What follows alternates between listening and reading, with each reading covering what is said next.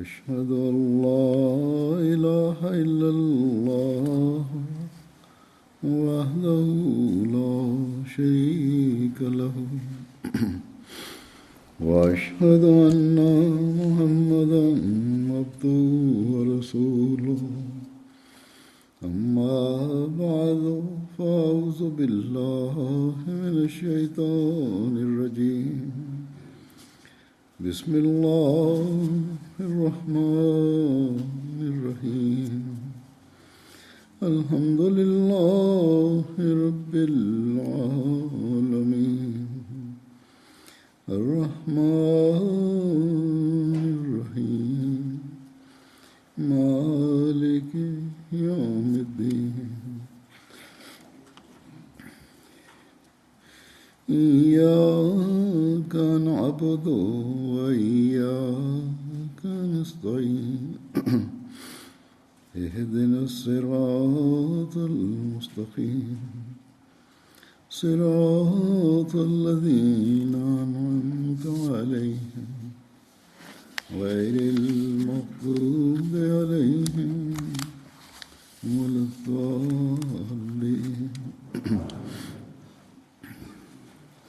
إنما يعمر مساجد الله من آمن بالله واليوم الآخر وأقام الصلاة وآتى الزكاة ولم يخشى إلا الله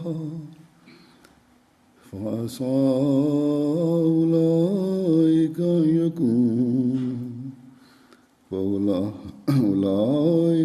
يكونوا من المهتدين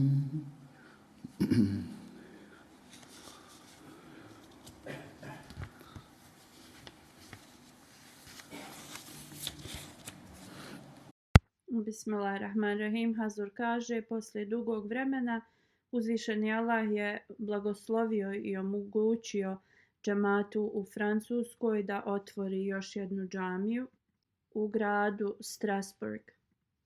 Hvala Allahu, ovdje imamo veliki broj Ahmedi muslimana koji nisu porijeklom iz Pakistana, znači oni su drugog porijekla i također oni su novi Ahmedi muslimani. 75 novih članova imamo ovdje i hvala uzvišenom Allahu, oni su vrlo predani vjeri i imaju veliko znanje o vjeri. U svakom slučaju uzvišeni Allah je podario veliki blagodat na njih i sada svi ovi Ahmedi muslimani koji žive u ovom mjestu trebaju da posjećuju džamiju i da budu što više povezani sa džematom. Hazur kaže, ajet koji sam proučio na početku, prijevod glasi: jedino onaj održava Allahove džamije ko vjeruje u Allaha i sudnji dan i obavlja namaz i daje zekat i ne boji se nikog osim Allaha, veća je mogućnost da su ovi ljudi među upućenim. Uzvišeni Allah kada spominje ove ljude koji prave džamije i koji ih posjećuju, on kaže da oni imaju dva kvaliteta. Ovi ljudi vjeruju u Allaha i imaju potpunu vjeru u njega, da je uzvišeni Allah najuzvišeniji i svemogući i osim ovoga njima sve drugo je bespotrebno i beznačajno. Znači da bi muslimani dobili blagoslove od Allaha, oni moraju da budu predani njemu, da mu se pokore i da ga obožavaju. Oni ljudi koji se predaju uzvišenom Allahu, on im poveća njihovu vjeru. Oni vjeruju u budući svijet, u ahiret. Oni koji vjeruju u budući svijet To im pomaže da budu više predani svojim namazima. I njihovi namazi su samo radi toga da dobiju zadovoljstvo uzvišenog Allaha. Govoreći o ovome, obećani Mesija a.s. govori u vezi ovih ljudi da oni u potpunosti shvataju i razumiju u vezi uzvišenog Allaha. I bez potpunog razumijevanja svog gospodara ne možemo postići ovaj stepen. On kaže, zapamtite, što se tiče ahireta, budućeg svijeta, razne sumnje i razmišljanja se pojave kod ljudi i ovo može da stavi nečiju vjeru u opasnost i njihovo vjerovanje. On kaže, istinski vjernici su oni koji dolaze u džamije da klanjaju namaze, ali također vjera u vezi ahireta i budućeg svijeta, oni nikada nemaju sumnje u to. Oni znači potpuno sa svojim razumom i srcem vjeruju u budući svijet. I oni su uvijek pokorni uzvišenom Allahu. A naše džamije će biti popunjene kada njeni vjernici budu ih pravili radi razloga da dolaze u njih da klanjaju, a ne iz tog razloga da smo mi samo napravili džamiju i da pokažemo drugim ljudima da mi imamo sad džamiju. Radije oni dolaze u svoje džamije 5 puta dnevno da obavljaju svoje namaze u džamatu. Uzvišeni Allah je spomenuo ovdje one ljude koji obavljaju svoje namaze, a to jeste oni ljudi koji obavljaju svoje namaze u džamatu. Onda Allah skreće našu pažnju na zekat i davanje u financijskim mogućnostima. Znači, to su ti ljudi koji će da dolaze u džamiju. Znači, oni udjeljuju radi širenja islama, a također oni služe druge ljude u raznim, prema njihovim mogućnostima. Da bi postigli milost uzvišenog Allaha, moramo da naporno radimo i također moramo da budemo bogobojazni. Uzvišeni Allah kaže, oni ljudi koji rade ovo, oni su uistinu oni koji su upućeni na pravi put. Ili oni će biti među ljudima, ubrojan među ljudima koji su bili upućeni na pravi put. I znači mi uvijek moramo da se molimo, ali također moramo da radimo naporno. I moramo biti pokorni uzvišenom Allahu. Hazur kaže, ovo trebaju novi Ahmedi da imaju na umu, a također i oni koji su rođeni, koji su stariji Ahmedi. Radije ovo je veća dužnost onim Ahmedi muslimanima koji su duže u zajednici ili koji su rođeni. Posebno je dužnost onih Ahmedi koji su došli iz Pakistana.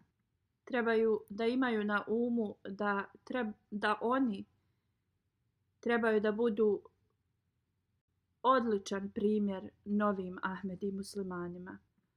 Mi trebamo da kažemo da poslije naše izgradnje džamije, da nam Allah omogući da dolazimo u nju, da klanjamo namaze u njoj, da budemo ubrojani u one koji su zaista vjernici i oni koji su ubrojani u ljude koji su na pravom putu.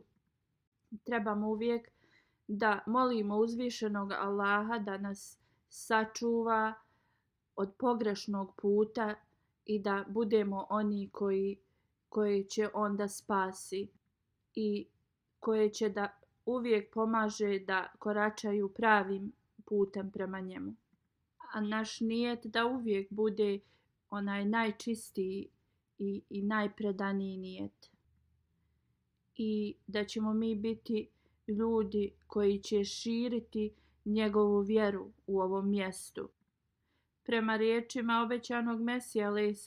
kad izgradimo džamiju, to treba da bude u korist da bi mi širili poruku Islama i da budemo oni koji će ispuniti upute časnog poslanika sallallahu alejhi ve sellem kada je rekao kogod izgradi džamiju radi uzvišenog Allaha i radi njegove milosti, da uzvišeni Allah će izgraditi kuću u džennetu za tu osobu.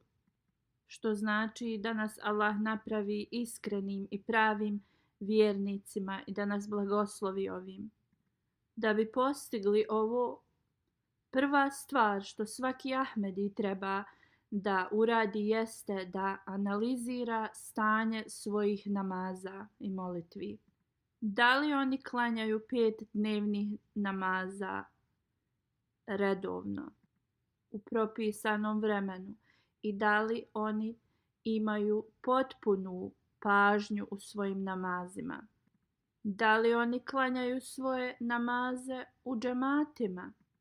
Zapamtite da vam nije dovoljno da samo izgradite ovu džamiju i da mislite da će vam Allah izgraditi kuću u džennetu samo radi toga. Znajte da uz vjeru djela su uvijek potrebna i praćenje svih naredbi uzvišenog Allaha je vrlo potrebno. I morate da ispunite sve uvjete koji dolaze s tim da budete članovi Ahmedija muslimanskog džamata, zajednice obećanog Mesija a.s. Svake godine hiljadama džamija se izgradi, razni muslimani ih grade.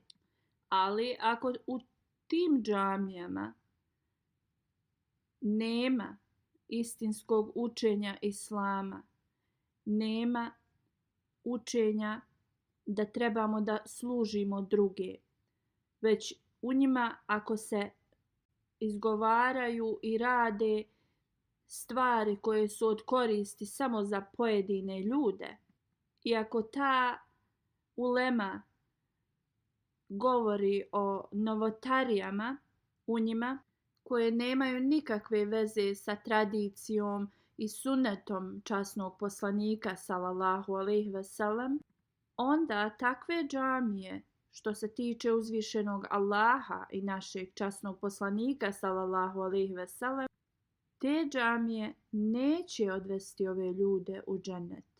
Onda da bi ispunili pravu svrhu izgradnje džamija i da to učinimo nešto što će da nas odvede u džennet i da zagarantujemo sebi džennet izgradnjom tih džamija, velika je to odgovornost i dužnosti prema tome imamo i svaki Ahmedi treba dobro da razumije koje su dužnosti izgradnje džamije. A onda treba da ispuni sve te dužnosti. Ovo mora da se uradi ako želimo da imamo koristi od ovih džamija. Na današnjici najiskreniji sljedbenik uz časnog poslanika sallallahu alejhi ve sellem, koji je bio obećani Mesija alejhi salam, on nam je rekao šta trebamo da radimo da bi postigli ove dužnosti prema izgradnji džamije. On nam je ovo sve objasnio, a naše je da izvršimo. Jedino tada ćemo moći reći da čvrsto i iskreno vjerujemo u uzvišenog Allaha i u zadnji dan i u budući svijet. I da bi postigli milost uzvišenog Allaha, mi svoje namaze klanjamo skrušeno. I mi udjeljujemo svoju imovinu i tako ispunjavamo naše dužnosti prema Allahovim stvorenjima. A ako se bojimo ikoga, onda se jedino bojimo uzvišenog Allaha. Taj strah od uzvišenog Allaha je iz naše ljubavi prema njemu. Mi se ničega ovo svjetskog ne bojimo. I mi ništa na ovom svijetu ne volimo kao što volimo uzvišenog Allaha.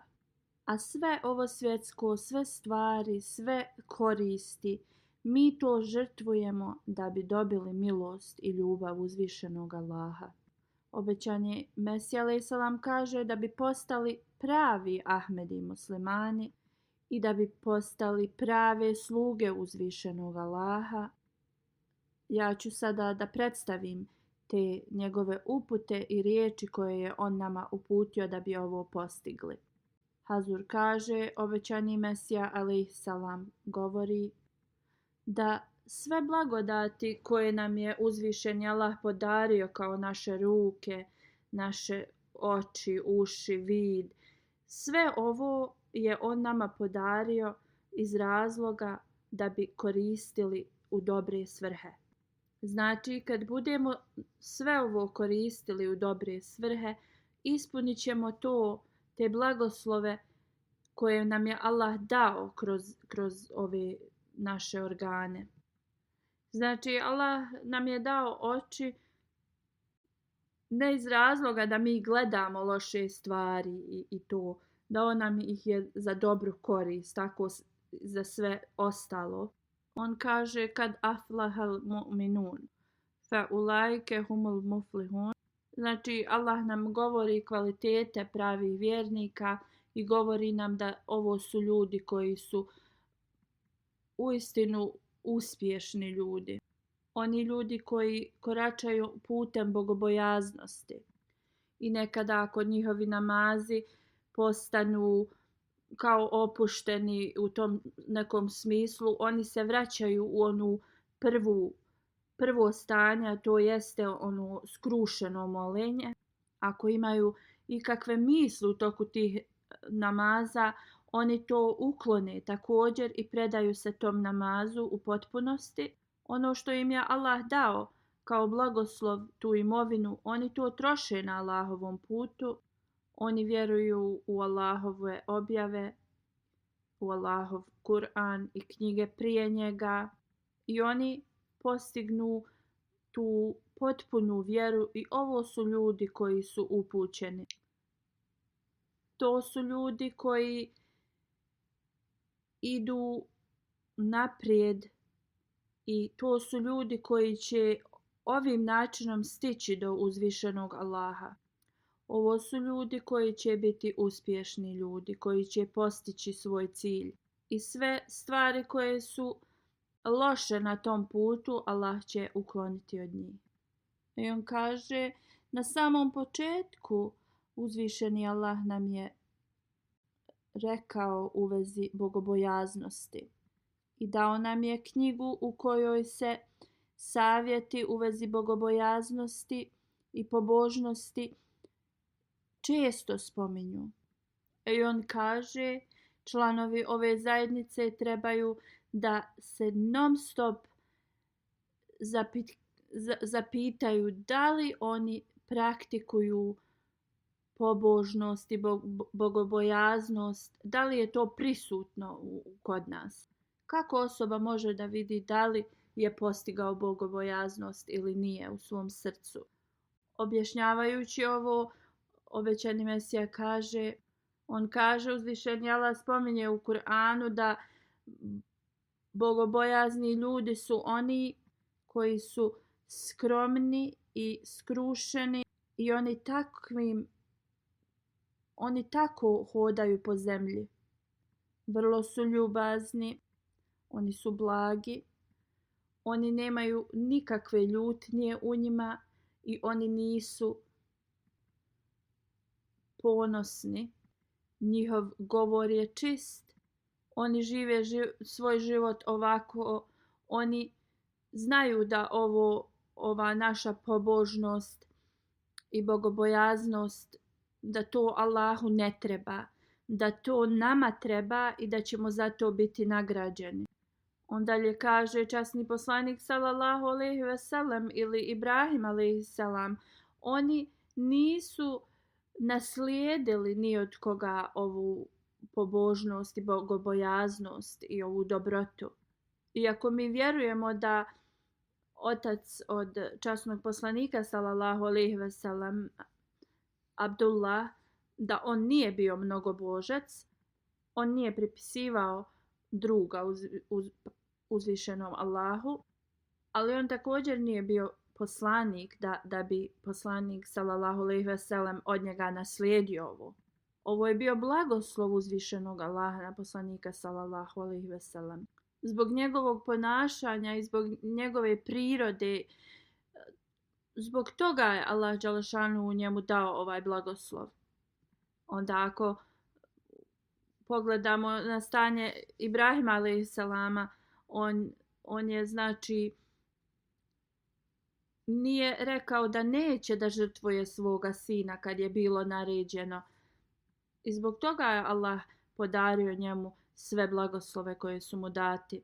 Ako pogledamo isto u život časnog poslanika sallallahu alejhi ve sellem, šta je on morao da žrtvuje i kroz šta je morao da prođe, ali on nikada nije posustao i on je uvijek bio bogobojazan i predan uzvišenom Allahu. I zbog toga uzvišeni Allah mu je podario sve ove blagoslove koje je dobio. U časnom Kur'anu stoji inna Allahe ve melaiketehu yusallune alen nebiyyi ja ejuhellezine amenu sallu alejhi wa sallimu teslima. Allah i njegovi meleki šalju milost na vjerovjesnika, ovi koji vjerujete i vi prizivajte blagoslove, salavate na njega i mnogo ga pozdravljajte selamom. Znači nama je naređeno, ako želimo da naše dove budu i namazi primljeni, onda trebamo da učimo salavate na poslanika sallallahu alejhi ve sellem. A molitve koje su urađene bez salavata, one nisu primljene. Znači da bi dobili blizinu uzvišenog Allaha i odgovor na naše molitve i dove, salavati su vrlo važni. I onaj koji uči salavate na časnog poslanika sallallahu alejhi ve sellem, ta osoba će također da razmišlja da prati primjer časnog poslanika sallallahu alejhi ve sellem.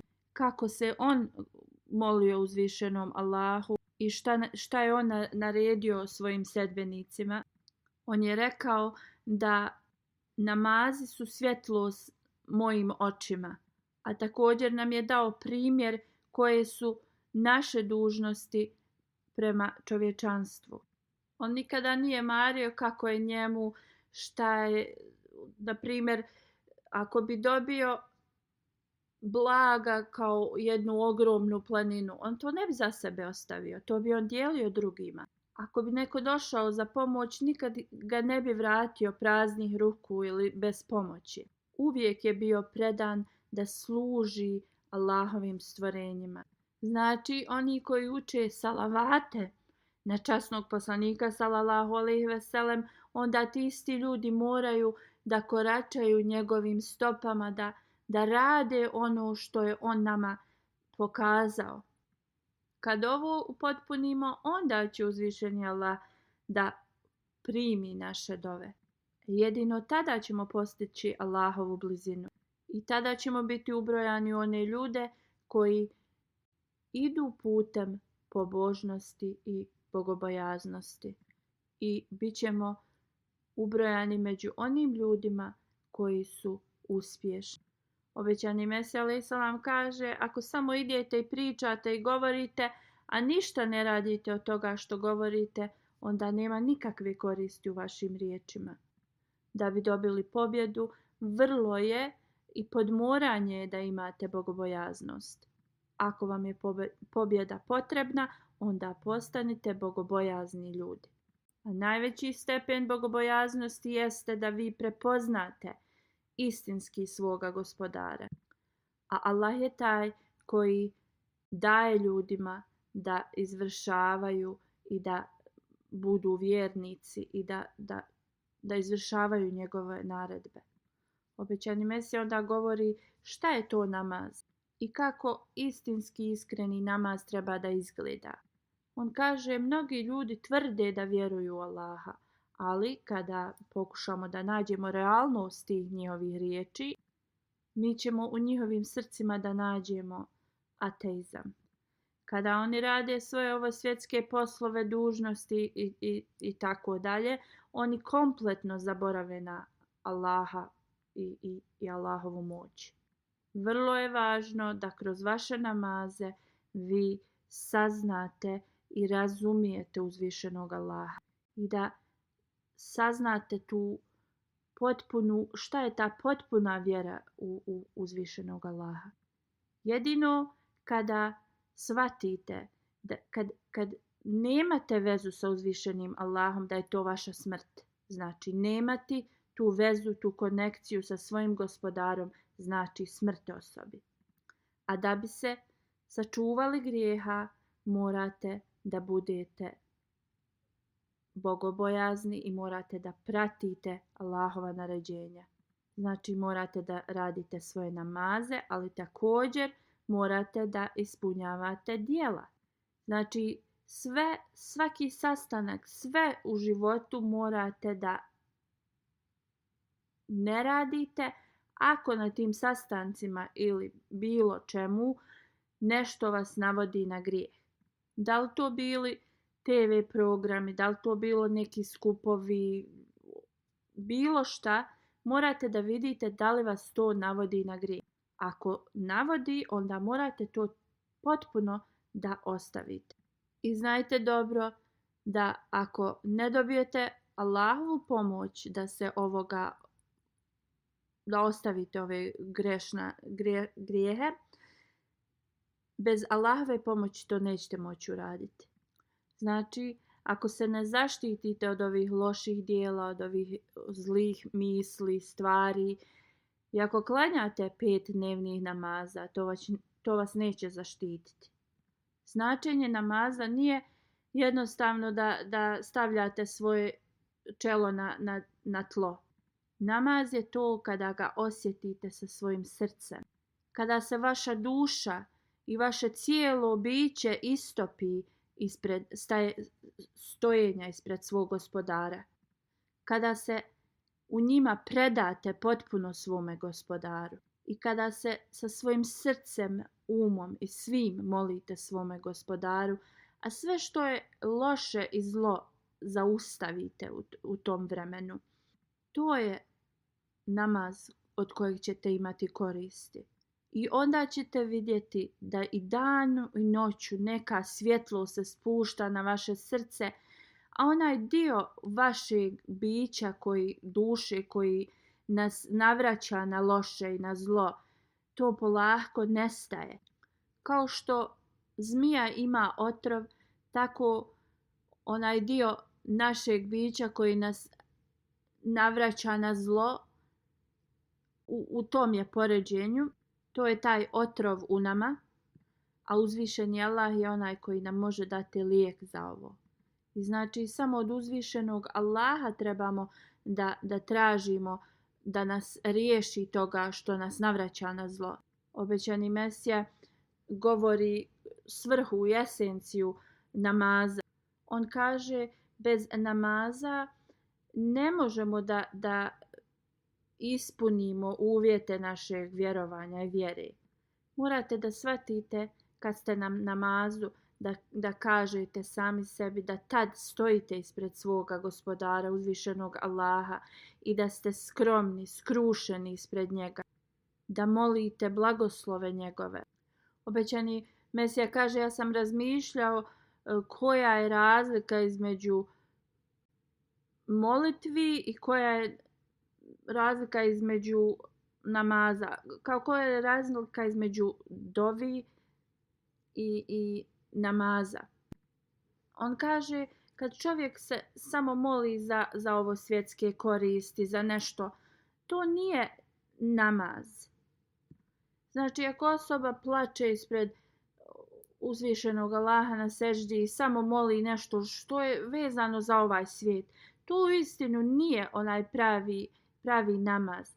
U našim namazima mi to trebamo da molimo, da plačemo ispred uzvišenog Allaha samo radi njegove ljubavi, radi njegove milosti, da Allah nam podari da mi možemo da njega upoznamo.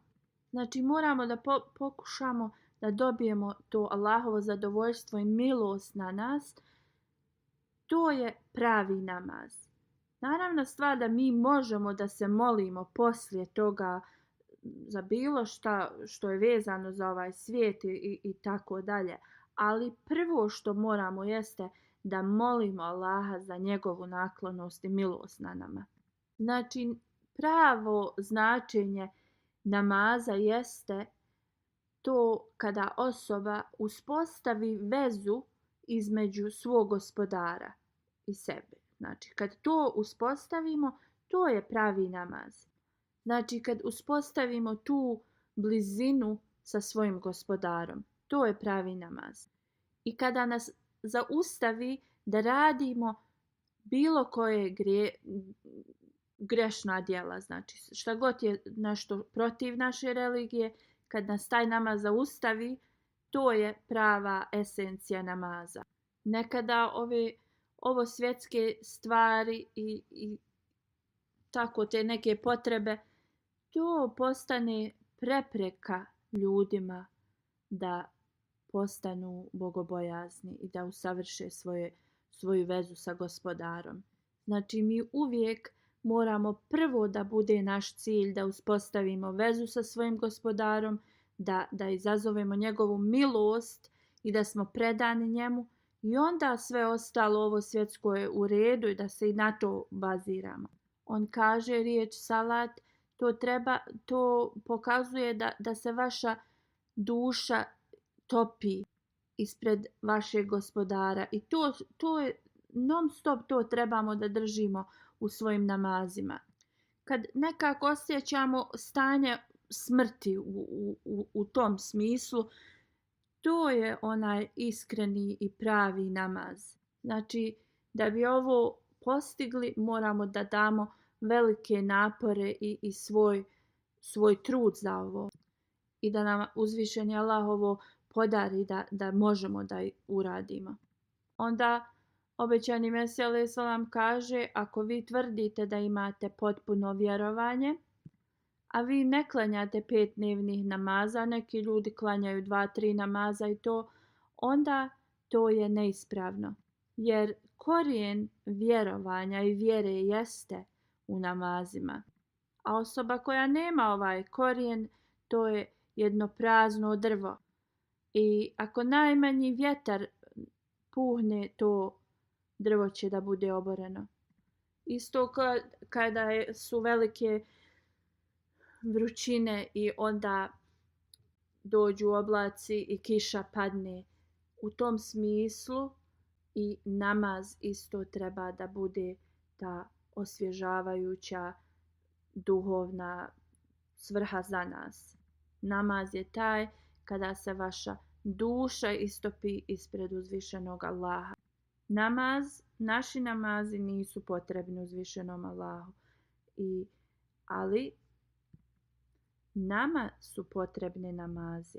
Neki ljudi govore kao zašto Allahu trebaju naši namazi. On kaže, ovi smiješni ljudi u tom smislu, Allahu ne trebaju vaše molitve, vaši namazi, ali vi imate potrebu da se molite uzvišenom Allahu. Tako da uzvišeni Allah može da obrati pažnju na vas, da vas sačuva Allah od svih loših stvari. Ne samo da vam da Allah blagoslove, već Allah vam oprašta loše stvari. Također je spomenuto u vezi osoba koje dođu u džamiju prije namaza i čekaju da počne namaz. U vezi njih je spomenuto da su ti ljudi koji i u tom vremenu ubrojani su kao one koji se mole.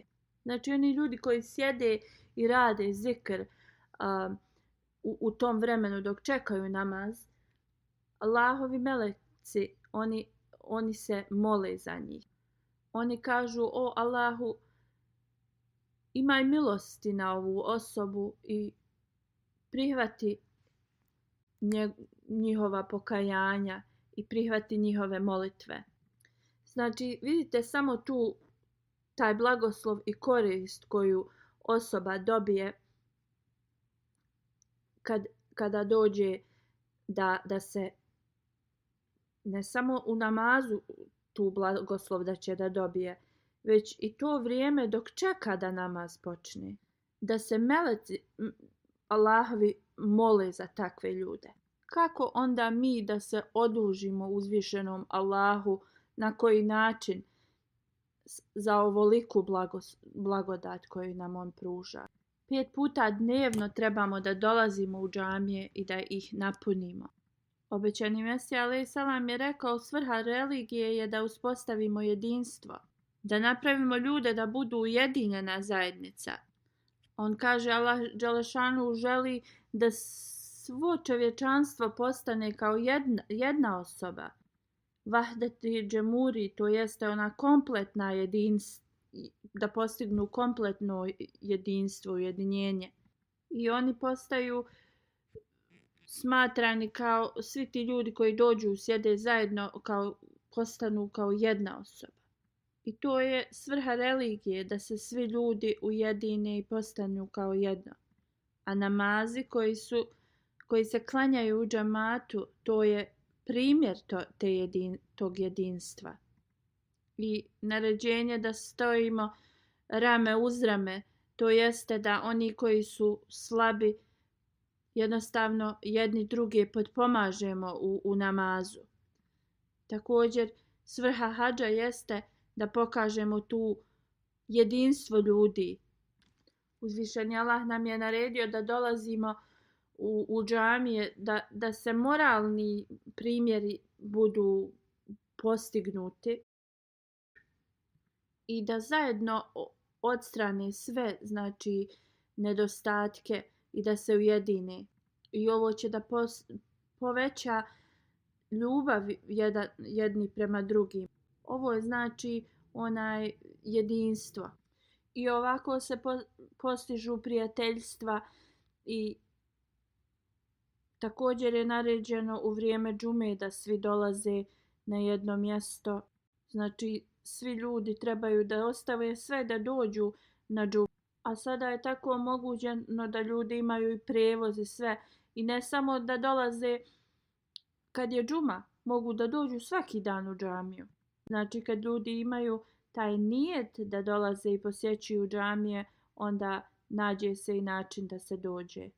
Znači, ljudi trebaju, da li to bilo u selima, gradovima i svugdje, da dolaze u džamije, da klanjaju zajedno, da se druže i onda, inšala, jednom, također je naređeno jednom u životu, ako je osoba u mogućnosti, da ode i u Meku da obavi hadž. I znači, na ovakav način uzvišeni Allah je rekao da zajednička ljubav i razumijevanje će da se stvori između vjernika. Obećan Mesija onda kaže, nažalost, neki oponenti i ljudi, oni govore kao koja je svrha da oni idu u džamije, koja je svrha da oni klanjaju Bajram namaze i ostale namaze. On kaže, dobro, zapamtite dobro, ako osobe ne ispunjavaju Allahova naređenja, onda je nemoguće biti ispravan musliman. Na primjer, neke stvari koje vam naređuju ovo svjetske vođe ili šta u tom smislu, u redu je nekad ne ispuniti do neke granice, ali naređenja koja su vam došla od uzvišenog Allaha, ona se moraju ispuniti.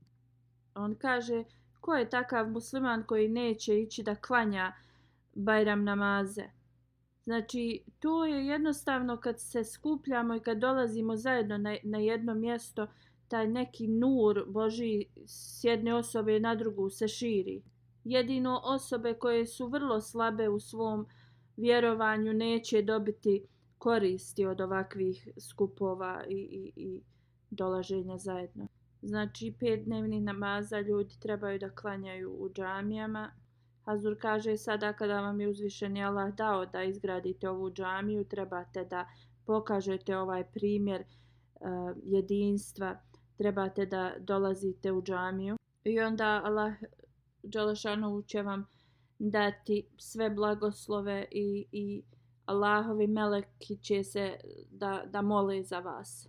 A također znamo da nagrada za namaz koji je obavljen u džematu je 27 puta veći od onoga kojeg obavite sami. Hazur kaže i nakon svega ovoga što znamo u vezi namaza i dolaska u džamiju, i ako na primjer smo u mogućnosti da dođemo u džamiju, a ne dođemo, svaki Ahmed i musliman treba dobro da razmisli zašto nije došao u džamiju. I trebaju da urade velike napore da dolaze i da pune svoje džamije. Obećani Mesija alejhi selam kaže: ovi ljudi koji se ubrajate i koji govorite da ste članovi moje zajednice, jedino ćete biti ubrojani u moju zajednicu kada budete koračali putem bogobojaznosti. Svih 5 dnevnih namaza ćete da klanjate sa potpunom skrušenosti, predanosti, sa potpunom koncentracijom u namazu. Osjećat ćete se isto kao da gledate uzvišenog Allaha u tim namazima, kao da stojite ispred njega. Bićete oni koji poste mjesec Ramazan, oni koji plaćaju zekat, oni koji su u mogućnosti da odu na hadž.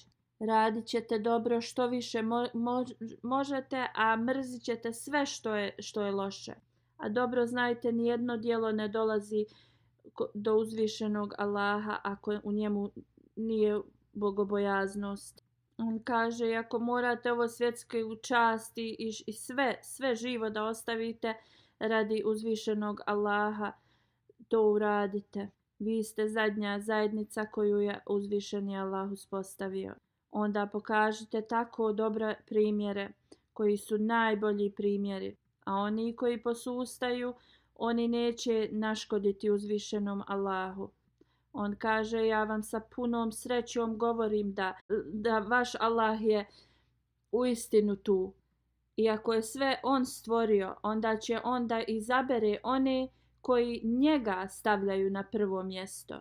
I on dolazi onoj osobi koja traži njega. A onaj koji izražava čast uzvišenom Allahu, Allah njemu daje čast.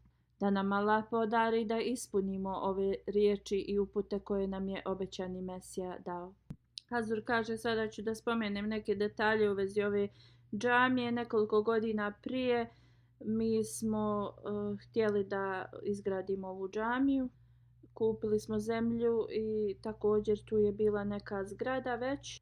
Kaže da je taj džemat je dobio novac od džemata, ali da također ti lokalni ljudi su skoro sve isplatili taj dug, još je nešto malo ostalo. Također bile su neke prepreke tu od vlasti, ali sada je to sve u redu. Održali su sastanak sa majorom i sve je bilo odobreno. Arhitekta je rekao da će da ovo bude u iznosu 1 miliona eura, da će da košta toliko. Mađelis Hudamul Ahmedija u Francuskoj, oni su obećali da će da isplate taj 1 milion eura za izgradnju ove džamije. Ali hvala uzvišenom Allahu, ova džamija koštala oko pola miliona da se izgradi. Hudami su skupili veliki iznos za ovo, ali još rade na tome da plate u potpunosti. Hazur kaže također da ovo ne treba samo da bude na Hudamul Ahmedija organizaciju u džamatu, također svi ostali žene i ensari trebaju da učestvuju. Hazur kaže ovdje je sada uspostavljen džemat i ensari žene trebaju da učestvuju u tome i također bi trebalo u sljedeće 3 godine da se organizuju i da naprave još jednu džamiju koju bi trebalo da izgrade žene i ensari. Za izgradnju ove džamije odbor je bio napravljen i Hazur je spomenuo imena ljudi koji su bili na tom odboru. Hazur kaže ovi su ljudi radili sa punim trudom i naporima i da ih uzvišeni Allah blagoslovi za to. U ovoj džamiji 250 ljudi može da klanja i 50 automobila može da se parkira. Također tu imaju džematske urede za leđna i džemati, imaju također biblioteku za žene i za muškarce. Također zgrada koja je prije bila tu i ona je bila renovirana i sada je također koristi se. Ova džamija je oko 15 km udaljena i Hazur kaže to nije neka velika daljina, ljudi mogu da dolaze. Također ima kuća za misionare i kuća za goste. Hazur kaže nisu dobili dozvolu da stave munaru, ali su dobili dozvolu da stave kupolu na džamiji. Hazur kaže sve unutra izgleda lijepo i da uzvišeni Allah ovo učini blagoslovljenim mjestom i da uzvišeni Allah blagoslovi one hudame koji su uložili za ovu izgradnju ove džamije. I ne samo to, da uzvišeni Allah omogući svima da shvate koja je svrha džamije i da im Allah poveća njihovo dolazak i način na koji oni obavljaju svoje namaze.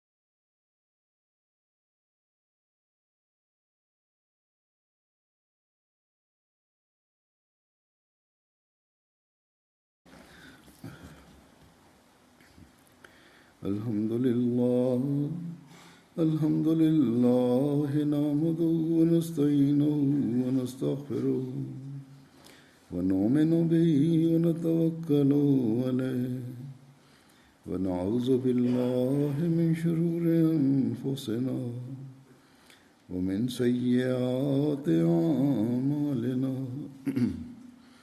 من يهده الله فلا مضل له ومن يضلله فلا هادي له